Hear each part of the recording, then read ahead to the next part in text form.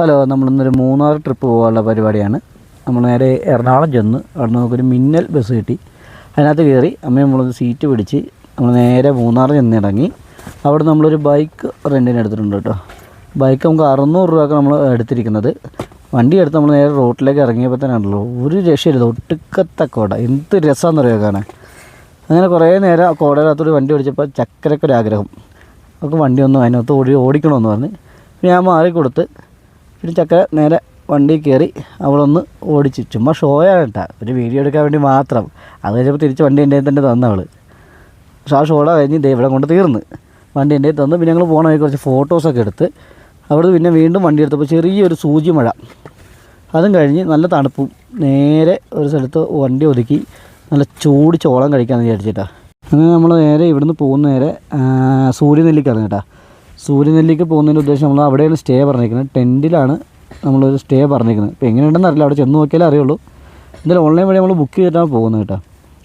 അങ്ങനെ അങ്ങോട്ട് പോകാനുള്ള പരിപാടിയാണ്. ദേവികുളം ചിന്നക്കനാൽ ആ വഴി നേരെ പോകുന്നത് കേട്ടോ. അതിന് ചോളം കിട്ടി. ചിക്കൻ കാലി ഇന്ന പോലെ ഇതിൽ കടിച്ച് പറിക്കുന്നുണ്ടായിരുന്നു. അത് കഴിഞ്ഞപ്പോൾ ഇതെല്ലാം ഒരു കമൻറ്റ്, പപ്പയെ സൂപ്പറാണെന്ന്. അത് കഴിഞ്ഞപ്പോഴാണ് ചക്കര തണുപ്പാണെന്ന് പറഞ്ഞിട്ട് ആ ചേച്ചീനെ കൊണ്ട് ആ സ്റ്റവ് കത്തിപ്പിച്ച്. അത് കത്തിക്കുന്ന നല്ല രസമായിട്ട്. എന്തോ എയറിൻ്റെ എന്തോ പരിപാടിയാണത്. ആ ചേച്ചി എന്തോ സാധനം വെച്ച് കറക്കുന്നുണ്ട്. അവിടെ കൈയൊക്കെ വെച്ച് നല്ല ചൂടൊക്കെ കൊണ്ട് നിൽക്കുന്ന സമയത്ത് ഇതുള്ളൊരാഗ്രഹം, അത് കറക്കണമെന്ന്. പിന്നെ ഒരു കണക്കിന് ആ ചേച്ചിയോട് പറഞ്ഞ് ഇതിൽ കറക്കാൻ തുടങ്ങി. അങ്ങനെ അമ്മയും മോള് കുറേ നേരം ചൂടൊക്കെ കൊണ്ട് അങ്ങനെ നിന്ന്. അങ്ങനെ ചൂട് കൊണ്ടത് മതി, വാ നമുക്ക് പോകാമെന്നും പറഞ്ഞ് രണ്ടിനെയും വിളിച്ചുകൊണ്ട് ഇറങ്ങി. കാരണം അല്ലെങ്കിൽ നമ്മൾ ഓടി എത്തത്തില്ല എന്ന് പറഞ്ഞപ്പോൾ പോകുന്നു രണ്ടും കൂടി. പിന്നെ പോരുന്ന വഴിക്ക് നല്ലൊരു വ്യൂ പോയിൻ്റ് ഉണ്ട്, അവിടെ ഇറങ്ങി.